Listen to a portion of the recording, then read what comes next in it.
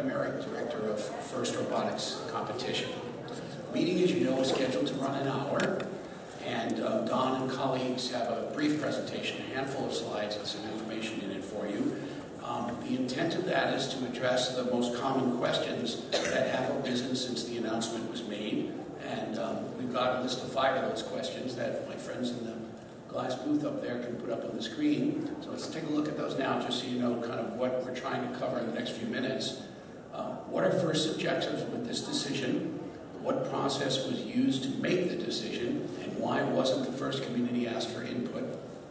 How does this reduce travel costs, especially for West Coast teams? Doesn't having 2 championships weaken the competition aspect that helps make any sport exciting? And what elements of the decision are set in stone, and what elements can the community still help decide? These are the themes. We tried to group them based on a lot of the feedback that First has seen. Hopefully some or all of these questions resonate. For some of you in the audience, I see some heads nodding. And this will be the focus of Don's presentation. Once the presentation is completed, we'll be opening the floor for additional questions. Our goal would be to leave at least half this meeting time, half an hour or so for that, if not more. If you would like to ask a question, we'd ask that you go up to one of the microphones at the top of the aisles here, left or right, and give your name and your team affiliation as part of asking the question. In the interest of giving more people a chance, we've got probably 100 or so people in the room, please do keep your question brief, around 30 seconds or so if you can, and please do keep in mind the spirit of gracious professionalism that we all know is a key value of the way First operates. So just one more FYI, we are recording this meeting. That's that big camera in the back there. We're doing that with the possibility of sharing the contents of this meeting in whole and part with the rest of the First community, the folks who haven't been able to be here today. So that's the ground rules. Let me take a moment to introduce Don Bossi, First President, and he'll take you through the presentation. Thanks, Mike.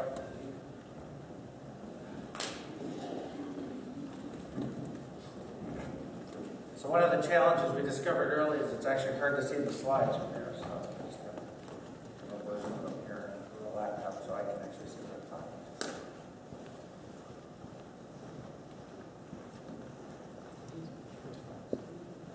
So we wanted to take, obviously a couple weeks ago we made the announcement about sort of the plans for the future roadmap of the championship. And in response to that, we heard a lot of comments and feedback. Much of it constructive, so we appreciate that. And wanted to take the opportunity to say that we did hear you. Hopefully we captured some or many of your questions with the list of questions you just saw from Mike. But we also wanted to take the opportunity to maybe give you a little behind-the-scenes tour that went into the thought process that led to the decision. In particular, probably clear up the first question, we did roll out of bed that morning, have this idea, and announce it at noon.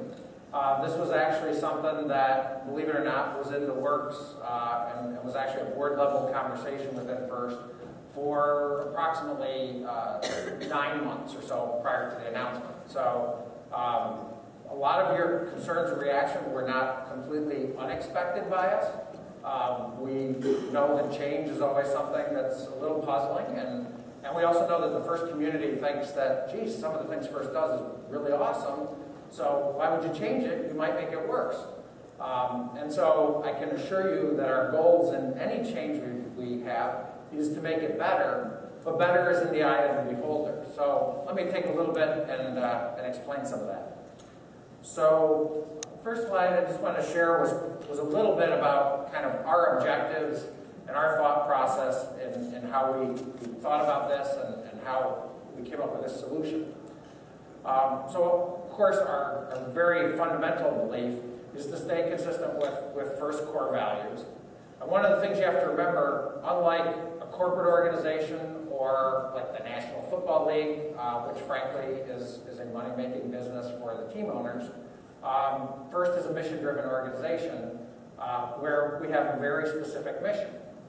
And, you know, I think most of you know this, but if you don't, I mean, our mission is to change the culture, not of a certain country or not of a certain group of people, but of the world, to one where science and technology leaders are celebrated and looked up to. And this becomes the type of careers and profession and impact that all kids everywhere dream of having.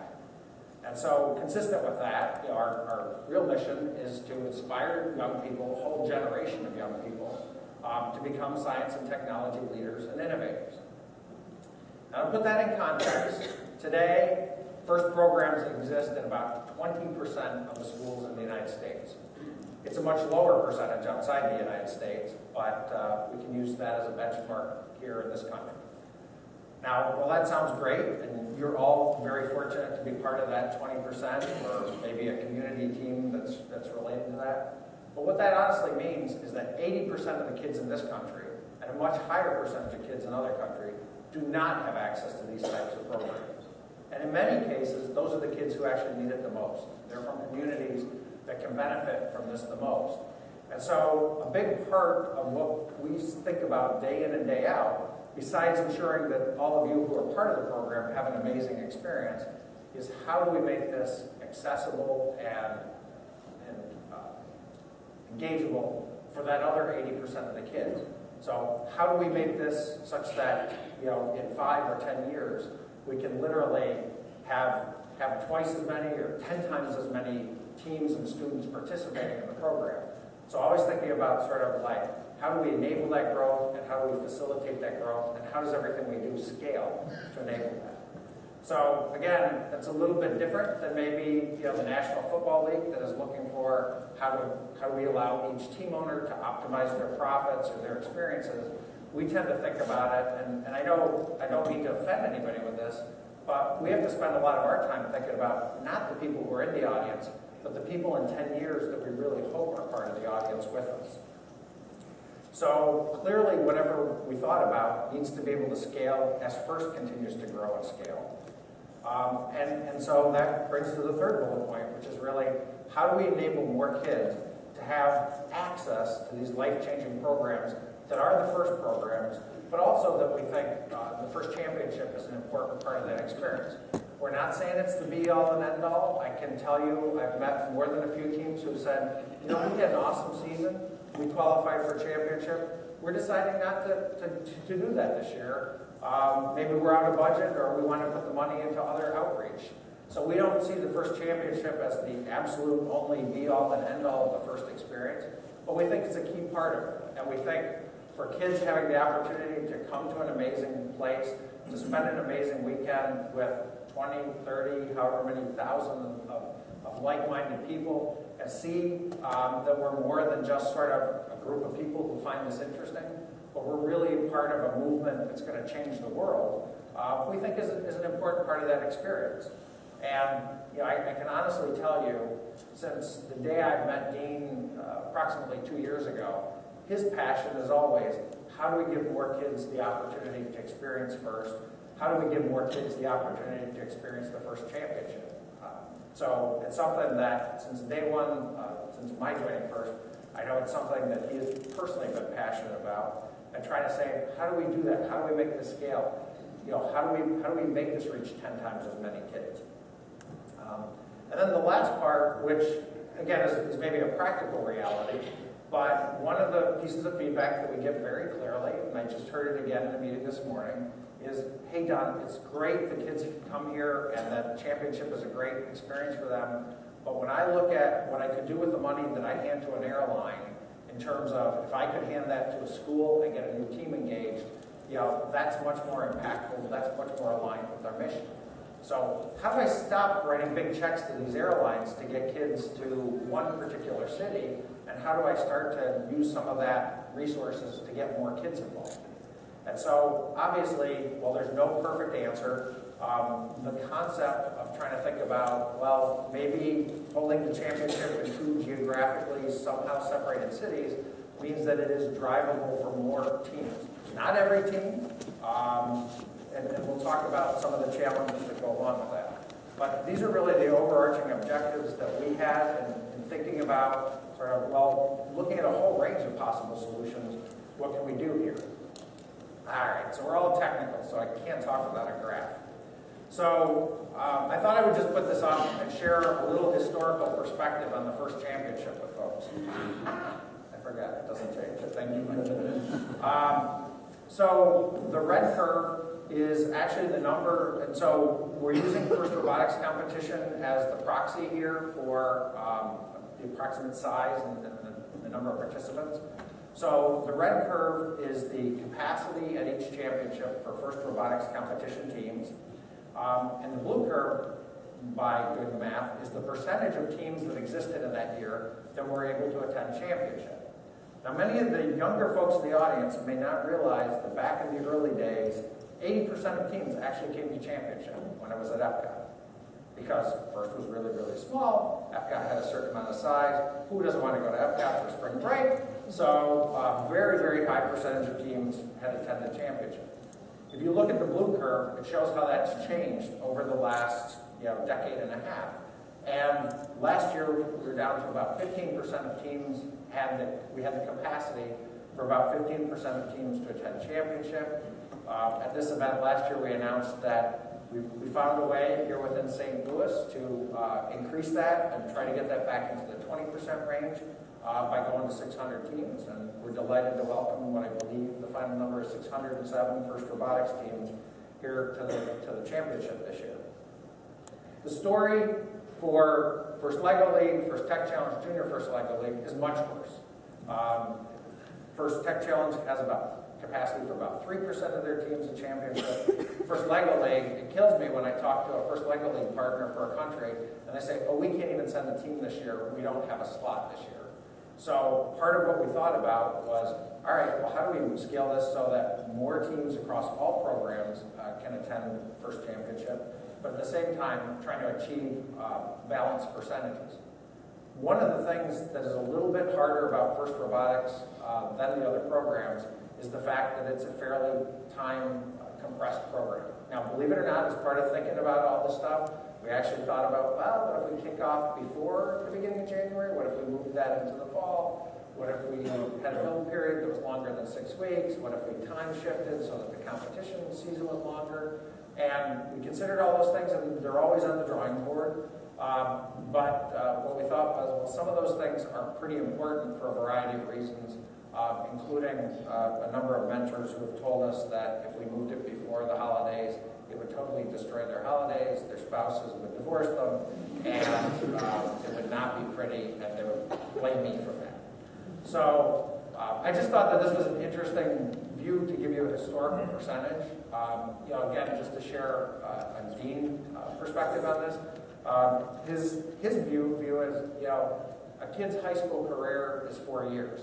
He's like, I would absolutely love to see if every kid involved with First at least had an opportunity to attend championship once in their high school career to help solidify the impact and the magnitude of the movement that they're part of. I'm not saying that we're necessarily targeting 25% as a great number, but we're at least looking to be somewhere in that 20-ish% kind of range to still make it a program that's accessible to a large number of the teams, but by no means the majority. Remember this time.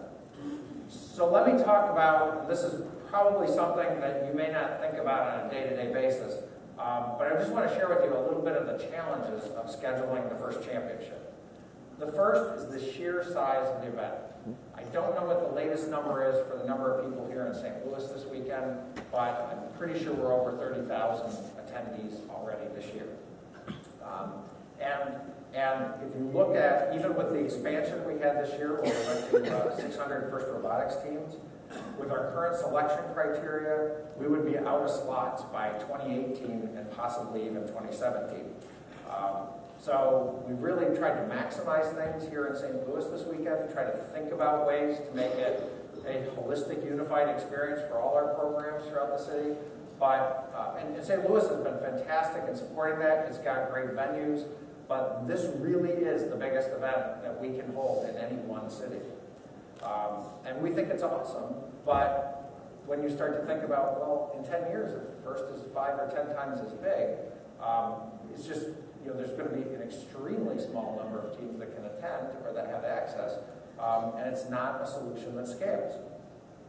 The second thing goes back to the timing, and again, this is where First Robotics Competition is way more time constrained than our other programs, But with kickoff in early January, with the build period, with the competition season, with also having district championships and such, we're extremely time limited to having this event in the last 2 weeks of April.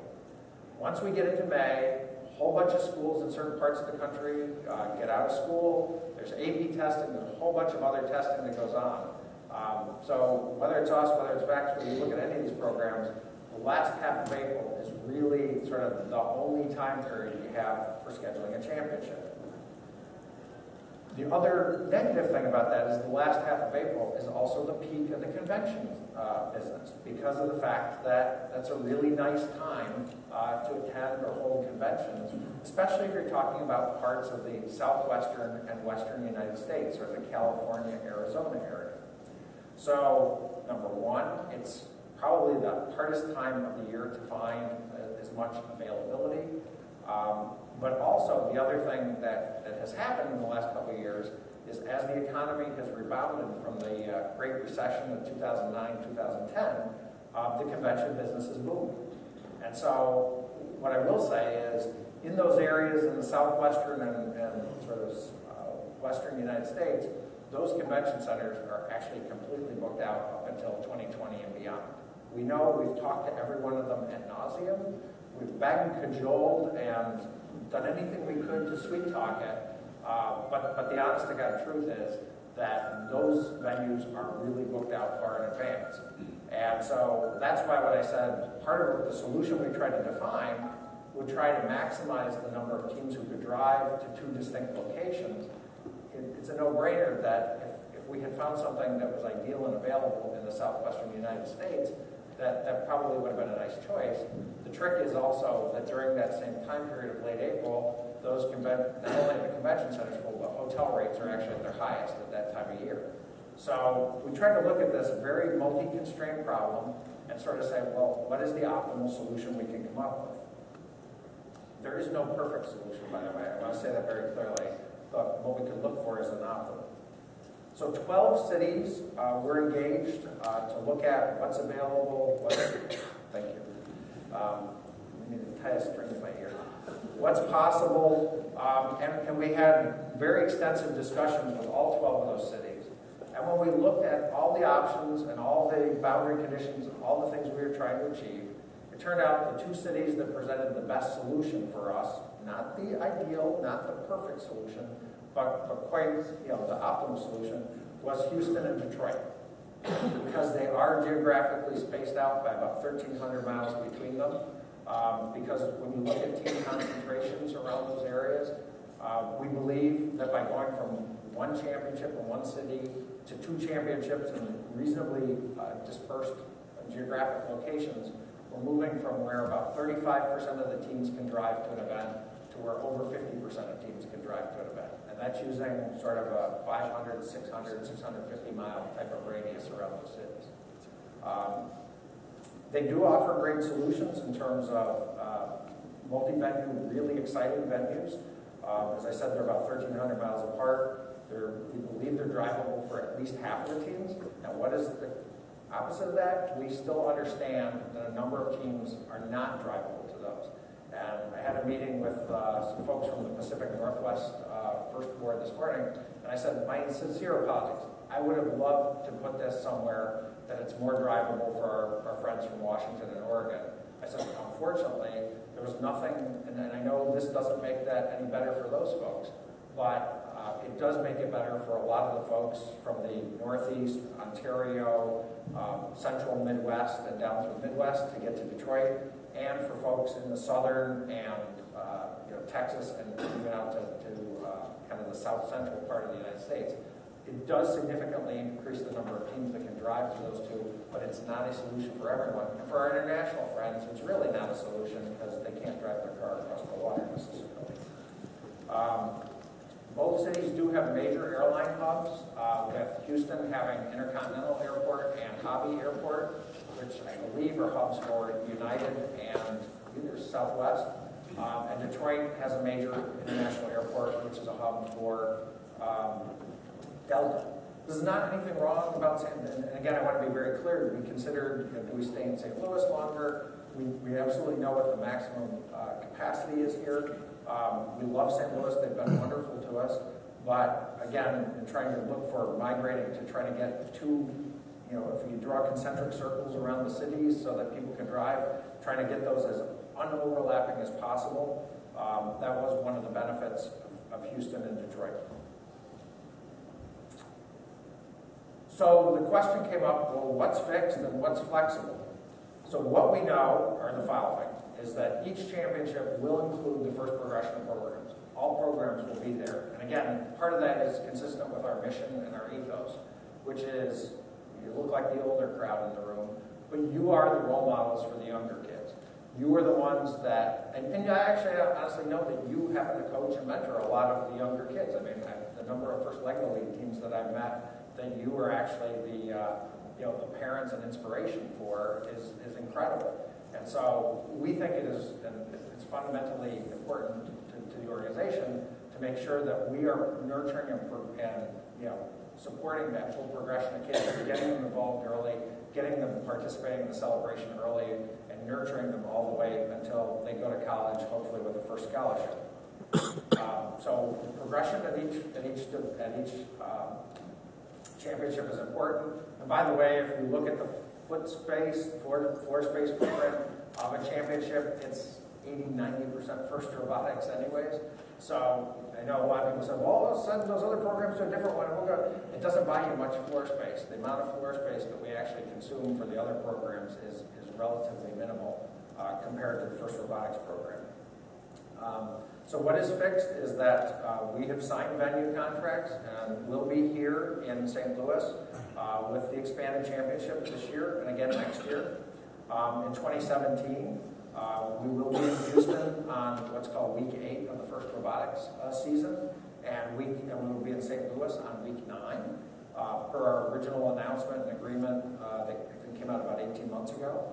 And then in 2018 through 2020, we will be holding the dual championships in Houston and Detroit on weeks 8 and week 9, and actually 1 week it turns out it's week 10 in Detroit. So the other thing I can say is that both of those cities have absolutely amazing venues. I think you'll be quite excited.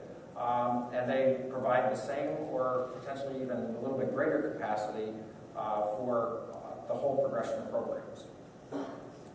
So if that's what's fixed, what are we still exploring? Now, if we really wanted it to be nefarious and not be open about this, we would have waited and told you this in a year and a half if we didn't honestly want your constructive. But we do care what you think. But we also care about the 80% of the people who aren't in the room because they don't even know what first is. We're still the best kept secret. So things we're exploring are the options for a postseason broadcasted event between winning alliances. We understand that finality is important on one level.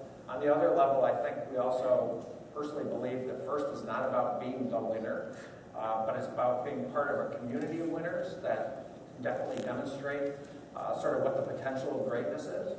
But we, of course, are looking at these options, and we don't have anything solidified. We're in a number of interesting conversations at this point. And the honest-to-God truth is that doesn't need to be solidified today. But if we did not commit to venues, people say, oh, 2 championships, that's going to be worse. Well, the worst option actually would have been not making commitments and not having a championship in 2018 if we didn't lock down the venue because the convention industry is doing quite well.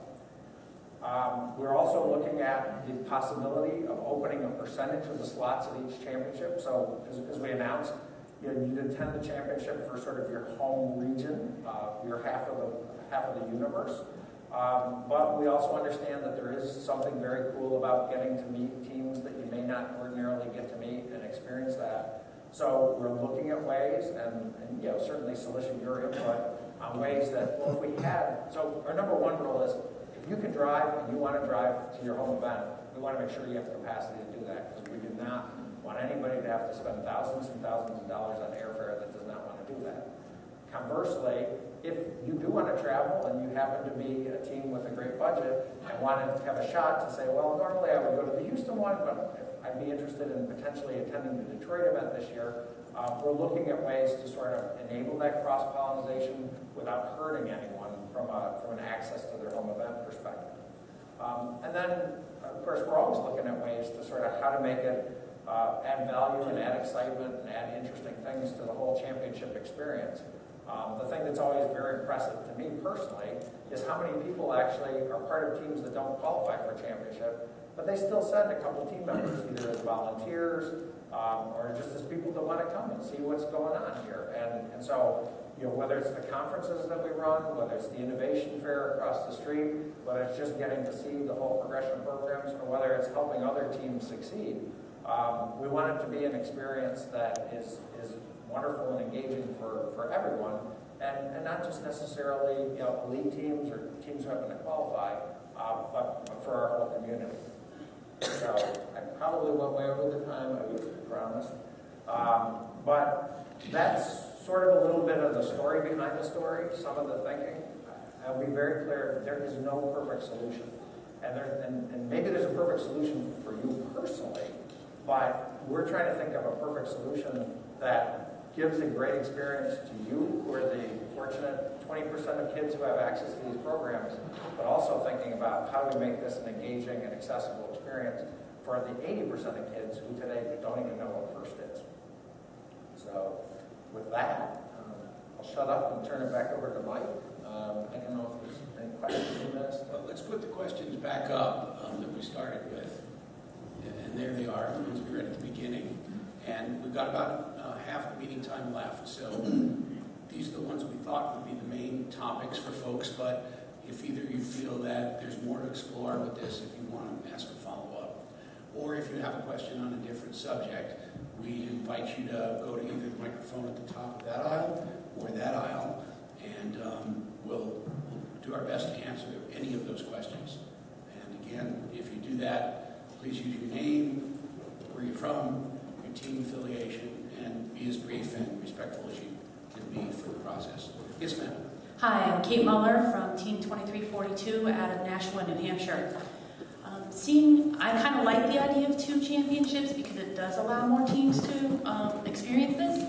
My question is, as you're moving to more district models, how do you bring some of these, say, conference and teams meeting other teams to more of a regional event? Because there are a lot of younger teams and newer teams that don't have the resources and have no idea what they can learn here, and it'll be a while before they can get here. So as the committee, as you're looking and expanding to these 2 events, are you looking to expand the more regional events to include some of this stuff so more teams can learn more information sooner for less money? I've talked a lot.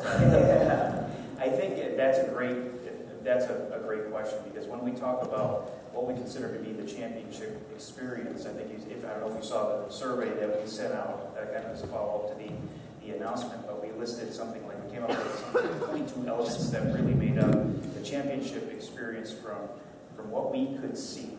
I think would love to be able to expand that championship experience so that when you get to a district championship, it is more inclusive of those other elements. That is something that we have to work with the district folks on, because the districts are somewhat independent in terms of how they run, and it is something that should be a focus of discussion with them. I agree on that.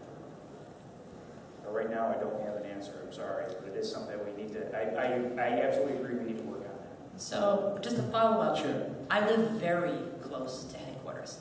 How can I start volunteering to help on that subject? Do you want to send me an email? That'll work. Okay.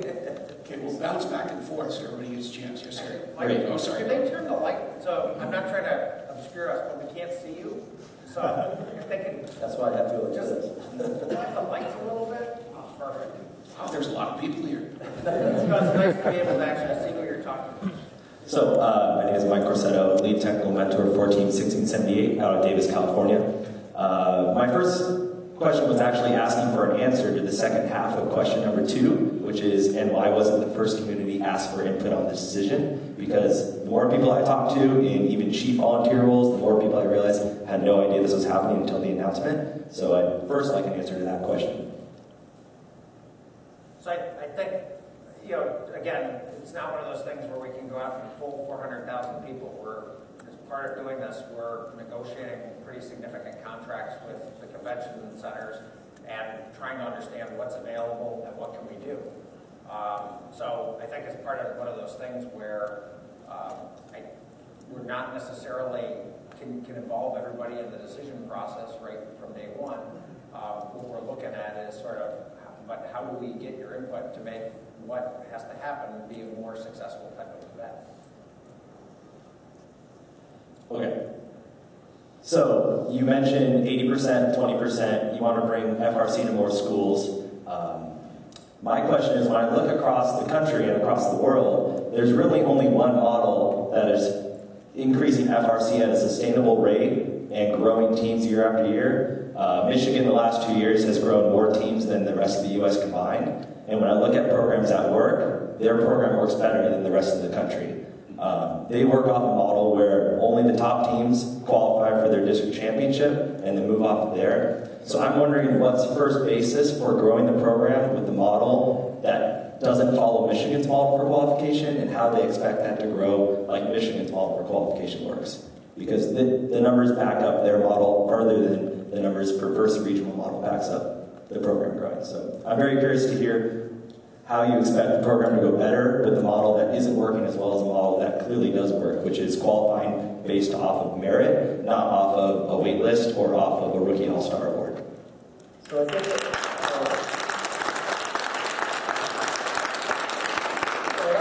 think or devalue the competitive part of that, right? So the model in Michigan works for several reasons, not necessarily just for the merit-based part of that. They also have a lot of state funding that helps with growing the teams, and then they also have a network of people that actually get involved with recruiting the schools and saying and taking the reasons away why they can't do certain things. So we look at the model of Michigan sort of as the machine that can grow FRC in the way they do that. And yes, they have that competitive aspect to that, but we're also trying to make sure we honor the core value part of what we are all about, and what we think First is all about, and not to lose that in just a merit-based kind of structure.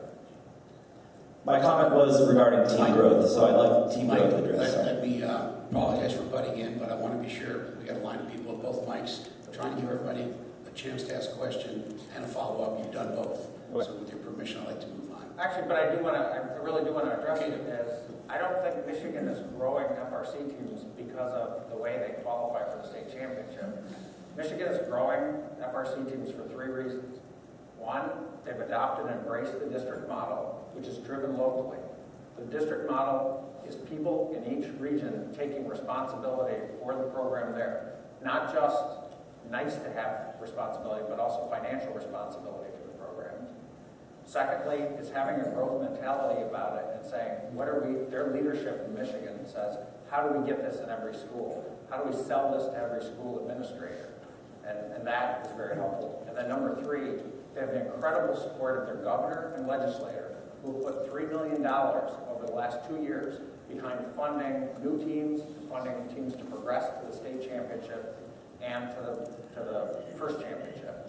So what I would say is those are the 3 fundamental reasons for why First Robotics grows in Michigan. That can happen everywhere with the right leadership, both within the first community, but also within the governor and the legislature and the funding bodies within the departments of education within those states. That can be everywhere. That has absolutely nothing to do with how or why teams progress to the state championship. And we've actually embraced their model for the state championship for how teams progress in all of the district championships. So I think while you're saying there's this correlation, I don't think there's causality there, because we've spent a fair amount of time with that organization to really understand what makes it work. Okay, I'm going to jump in because we thank you, Mike. Let's go to this gentleman over here on the left. Joel Hyman, 2601, lucky to be here, first time. You stated that you were looking to split the championship in cities that looked good for first, as far as location-wise. What was the optimal choices for that, since you ended up in Houston and Detroit based on their locations? Why not have kept St. Louis a little longer and looked closer towards the West Coast and maybe split them east and west a little bit more? So again, our ideal probably would have been, I don't know, let me say Phoenix and Salt Lake and Detroit, because they're sort of East Coast, West Coast, sort of north and south. There was absolutely nothing available over there. So what we looked for was, what cities could accommodate our events? What cities could do a great job of accommodating our events? We could go to Topeka too, but our team's going to have a great experience there. I don't know, maybe they would. Nothing against Topeka. Who's here from Topeka?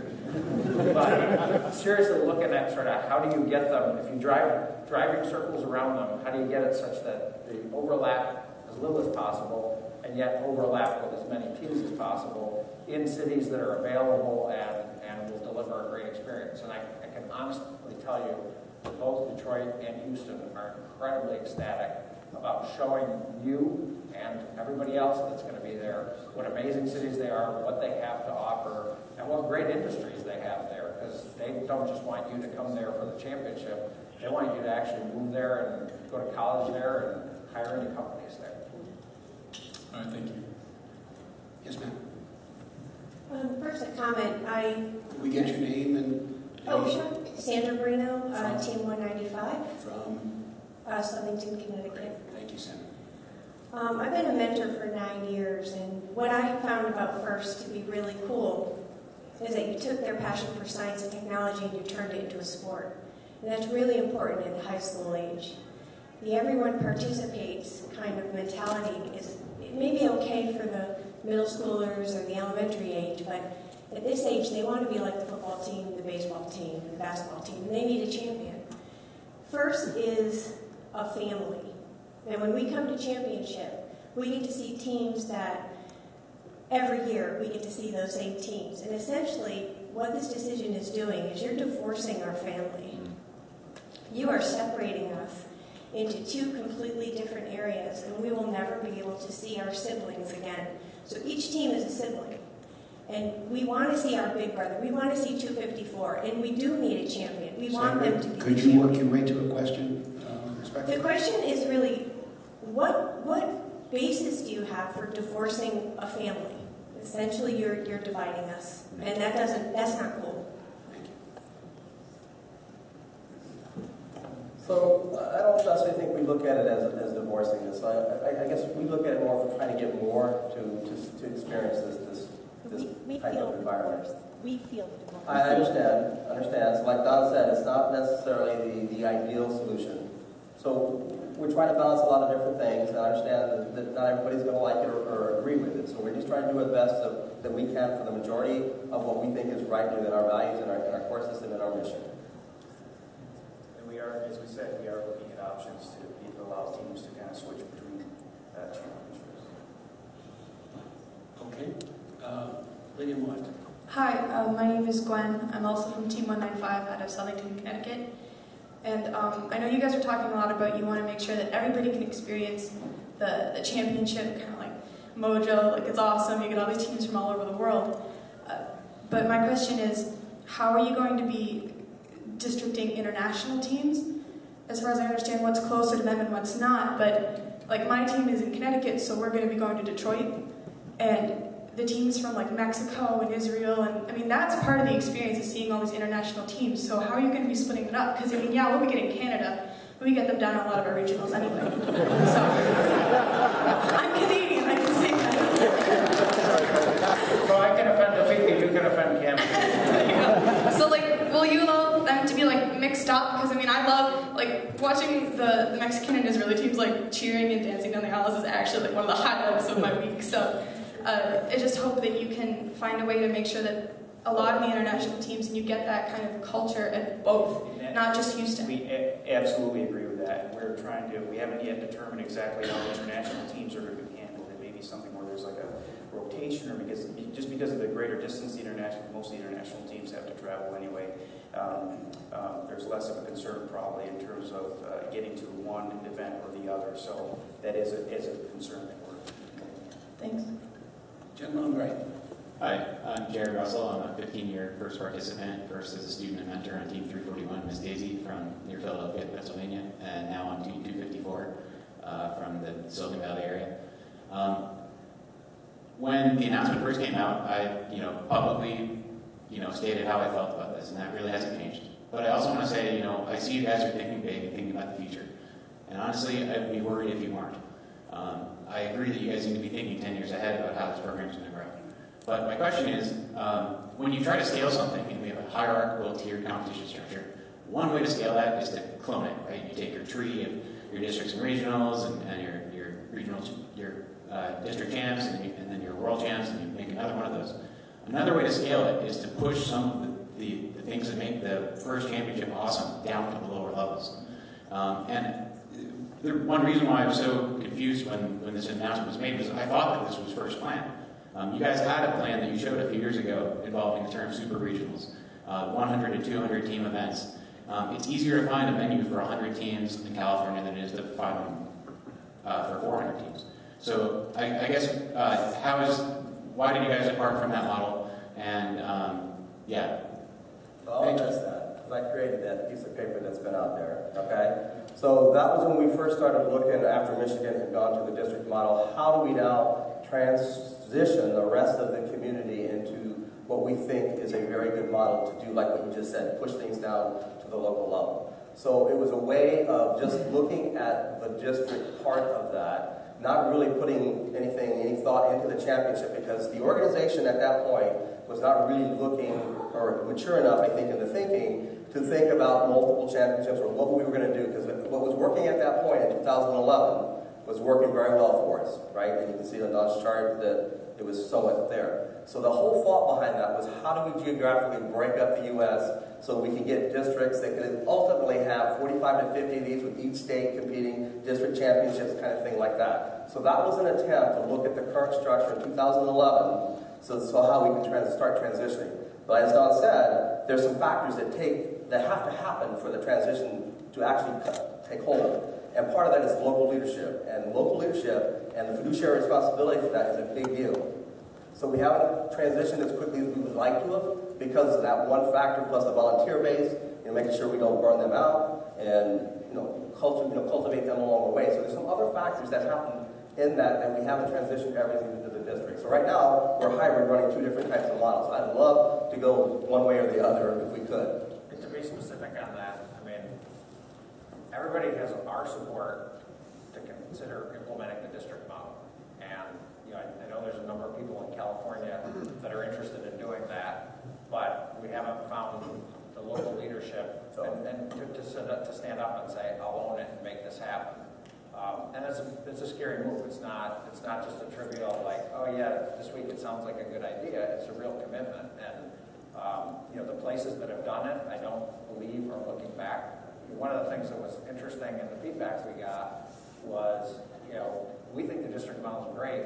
We're huge supporters of it, but we can lead a horse to water. We can't make the horse drink. And ultimately, the ownership of the district model is because local organizations have stepped up and said, we'll make this happen in our state. We'd love to work with you and the regional director, whoever we need to in California to figure out how to make that happen for California.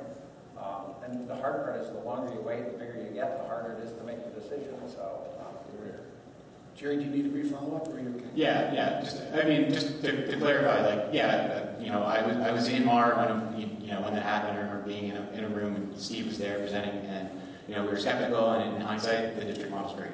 I really enjoyed my time in it, and I wish California would move to it. But what I was more getting part of leadership making that happen.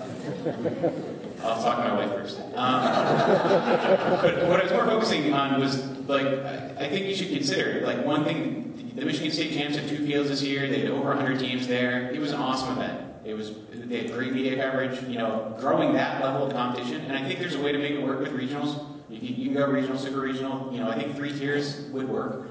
I don't know, just something to consider. And I guess one final parting thought is, I think it's good that not all First leadership are, posting on Chief Delphi and sitting in this room, but how many First alumni are on the First board? Not enough. Well, do you know what the number is in terms of people who are in the program as a student? 0. Yeah. So I think that's a problem. Jerry, thank you very much. Let's move on.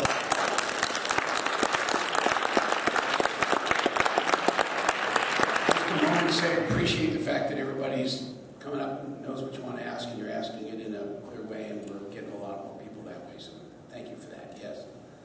Hi, I'm Meg Wenzinger. I am a mentor on Team 900 from Durham, North Carolina. So one of the things that ran through my mind when this was first announced was specifically about Detroit and safety, because I'm responsible for taking 20, 30 high schoolers to a city that is notoriously very dangerous. And we actually have another mentor on our team who lived in Detroit, and when we asked him about it, he said, "Oh, I got out, I was terrified." So, and being in North Carolina, we're kind of on the border, we're not sure where we're going to be districted. If we end up being districted to Detroit, it could make a serious difference where even if we do qualify, we choose not to go just because of safety. So is that something that you guys took into consideration? Are you taking steps to ensure the safety, not just of the event, but you have to use public transportation, getting to the hotels and stuff? So, of course, we think about safety. I mean, safety is our number one priority for the teams and the quality of experience. But I'm here to tell you, well, how many people believe everything they read in the paper?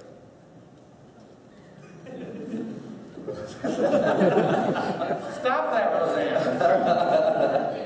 So what I'm here to tell you is, if after you've gone to Detroit, if you still think that it's not a safe place, I can assure you that's something we thought long and hard about. I think St. Louis is a great city. If you read the press on St. Louis, it's not particularly good right now. But I don't know how many of you have made the trip down to Union Station, but you couldn't throw a baseball and not hit a police officer along the route between here and Union Station. Not that we've needed them to do anything, but we're just uber vigilant on safety. And so we would not pick Detroit if we did not think it was a great place for teams to have a great experience. And it's a situation where we integrate with the local law enforcement anytime we go to a city to understand what the plans are, make sure they have extra people in place where we need to have extra people in place. And that's the reason one of the reasons why you're seeing the greater security presence in St. Louis. So we're going to do that for both those cities. Work with the local for the security plan that we put in place to make sure that everybody's safe as much as we can. But downtown Detroit is not nearly the battle zone that you would think from reading the newspaper. So, to clarify, it's not so much right where the event is, but when we went to book hotel rooms this year, we ended up 20 miles away, right? So when you end up having to have, because you have 400 teams so spread out, there's a very large area that you could end up in. So one of the things we learned this year was what I'll say is an Uber-sized championship is in any city, you're going to run into constraints for hotels and air capacity. It's not a statement about St. Louis. This is a statement about any one city, or if you keep growing and growing, you're going to eventually exceed the capacity. Again, by saying move into a model, well, maybe the future looks like multiple championships. You constrain the size of what you're doing in any one city so that people don't necessarily have to be 20 miles away. Maybe they choose to be 20 miles away because they have a bus and they want to come back and forth and it's cheaper. But that is one of the benefits of sort of saying, well, let's cap the size and rather than growing linearly in one city, how do we actually look at doing this in multiple cities? Okay, great. We got about 10 minutes left in the official meeting. Mike, is that you back for round two? Yes, it is. How do the two people behind you feel about you getting Corey, how do you feel? before they get round one? Corey's great with it. They're great with it? All right, then so be it. Round two it is. Great. So, as a follow-up to one of my questions, I had a question regarding the community input into this decision-making process.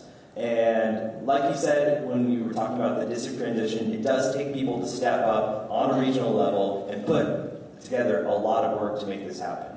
I have spent hours on the phone with Jim Zondag and Gail from Michigan to attempt to make districts come to California. I've met with a lot of the key teams and the key volunteers in California to get their feedback on it and ask them, what do we need to do to make this plan work? I've written up a 20-page document proposing districts for California, all with the mindset of, I want to grow this program, all right? And I trust people like Jim Zondag to run programs like this well, and to grow their programs, and to make FRC something that thrives. Question, got a question? The question is, how do you expect leaders in these districts to come forward and put hours of their volunteer time into a community when they're not consulted on decisions like this that take the core of this competition program out and put it into everyone's a winner instead of pushing for greatness? How do you expect volunteers to step up when you cut the legs out from them without consulting them first?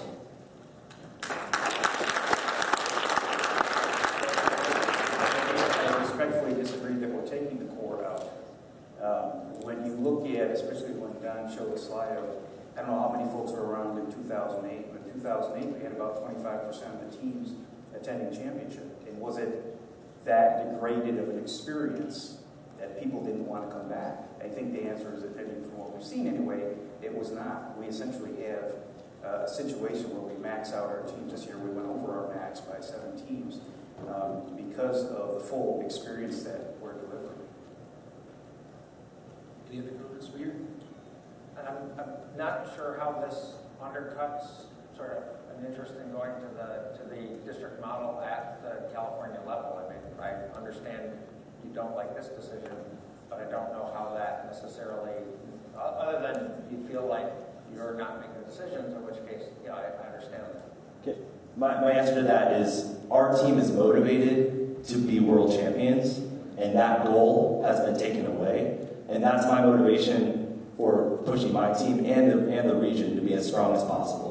Is I want to bring California into the World Championship. I want to bring in my team to the World Championship. So that's my answer. That's what drives me, and that's what pushes me to volunteer so much time into this program. So that's my answer. I wanted to give you my reasoning. And that's a good, thank you, Mike. That's very helpful, Mike. And I appreciate your thoughts on this. I think one of the things we are looking at is we've heard from the community. Right there. Excuse me? That's what So the teams is these things that win and are big. That's what there's your answer. And so one of the things that we are talking about is we put up in options on the screen is we are looking at how can we have some type of kind of culminating event over during the summer or something along those lines where we're able to bring kind of the winners from the championships together. And that's we understand that's a concern. It is something. Gentleman on the left.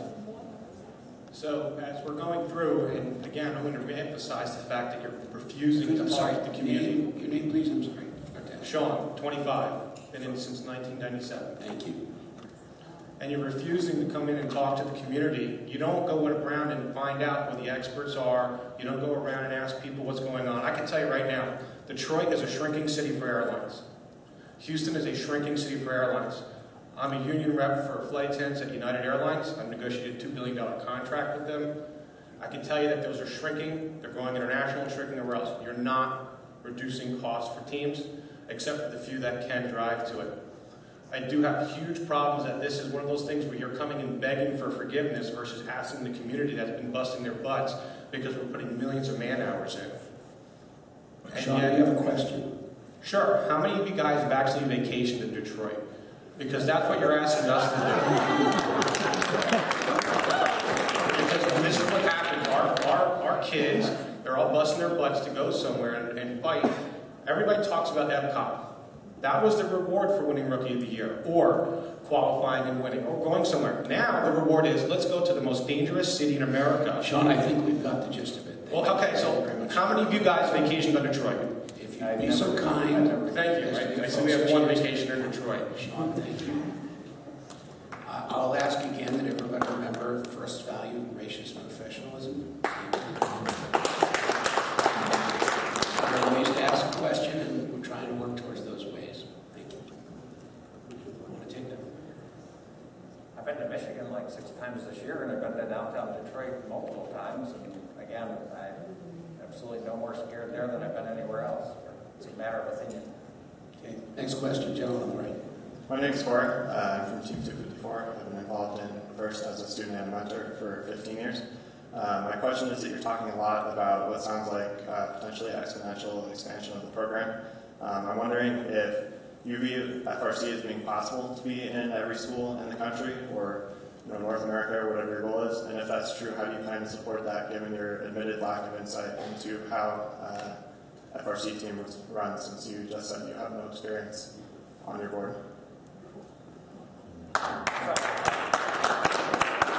So honestly, I would say a couple things. One is, no, we're going to be, again, sort of talking outside of both. The one organization in this world that thinks FRC can be in every school is actually First in Michigan. And if you talk to them, that is absolutely their passion. Now, I don't personally believe it's the right answer for every school. I believe that there's maybe schools where First Tech Challenge is a great way to start it, and maybe that inspires them to go into a First Robotics competition. But our goal would be to sort of enable that for every school that wants to do it and to access that. And So we are planning for how does this continue to grow? How does this continue to scale? I mean, we spend an enormous amount of time in Washington trying to get money driven down to the schools so that they can participate and not let money be the barrier to access. So again, I don't think this necessarily has to do with who's on the board. I think it's about trying to how do we enable this and take the barriers out of the way. So I guess my follow-up to that is, given the admission that you potentially do not have as much insight as you'd like into how teams operate, obviously you don't have an answer to this today, but do you plan to find a way to involve us more in what happens so that you can understand what it's like to be on a team, what the challenges are in running a team, both monetarily, finding mentors to support the teams, and how your decisions affect the team experience? So I take a little bit of offense at the idea that we have no clue what teams are doing or what it takes. I personally went to 18 First Robotics events this season, 3 a weekend for 6 weekends in a row. Actually, there was 2 weekends in a row. To walk through the pits and talk to as many of those teams as I can. So I don't think this is a bold statement to say I've probably talked to more First Robotics teams than anybody else in this room this season. Now, did I have the time to spend with them, and did I spend every day with 50 hours a week with them? No. But I've certainly made every effort possible to get out there and understand, and not just talk to the team members, but to the mentors and understand what the challenges are. And a lot of the challenges I hear are not with First, but with trying to get the school district to give them space, to give them time, to give the teachers a stipend. And so we're personally very committed to trying to, how do we help these teams overcome those barriers? Okay, we're just about out of time. I think there's time to squeeze in one more question. So, sir, go ahead. Hi, I'm Eric Drost. I'm a mentor for 11 and now 1923. I think we can all agree that mentors...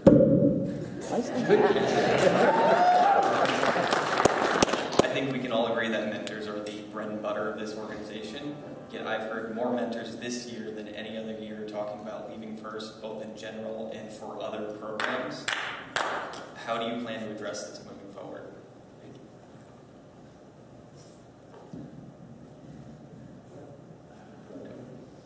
I think it's anytime you go through a major change in the program like we're seeing here, I think it's going to generate a lot of concerns and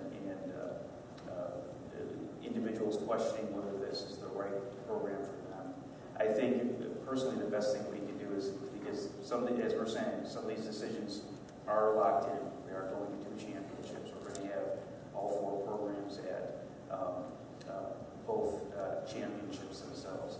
And one of the things that we're trying to do through, for example, the surveys that we sent out, I know it was after the fact that we announced a change, and that was a concern for many, is trying to get a greater understanding from the community in terms of what makes a championship experience and what makes it special, and hopefully, as we said on the slides, kind of understand that and enhance. Now, I don't think I don't have an answer anyways, how when we go through any kind of major change, how can we prevent people from leaving? I wish I had an answer to that. I don't. I think the best thing we can do is try to understand what makes the First experience special and try to enhance those elements. And hopefully communicate them so that we can get people that are interested in supporting the program to stay. Thank you very much. Everybody, we used up our time. Hopefully we got as many questions in as we could. Those of you still online, if you want, I think we can stay a few more minutes. If you have any burning question you want to follow up with, come up forward. Thanks everybody for coming. Thank you for being